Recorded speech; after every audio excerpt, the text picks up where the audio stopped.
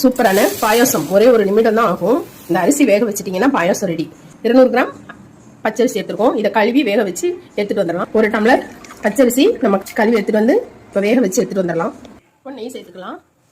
முந்திரி திராட்சை, தேங்காய் துருவல் நல்லா ப்ரௌனாக வறுத்துட்டோம். இப்போ இதில் பால் சேர்த்துடலாம். நல்லா காய்ச்சின பால் சேர்த்துக்கோங்க. கூட வெள்ளை சக்கரை, நாட்டு சக்கரை, வெல்லம் எதுவாக இருந்தாலும் சேர்த்துக்கலாம். இப்போ அது நல்லா சக்கரை கரையட்டும். இப்போ பாலும் சர்க்கரையும் முந்திரி திராட்சையோட நல்லா கொதிச்சு வருது. இப்போ அரிசி நல்லா சூப்பராக வெந்திருக்கு. நல்லா குழைச்சி விட்டுறணும்.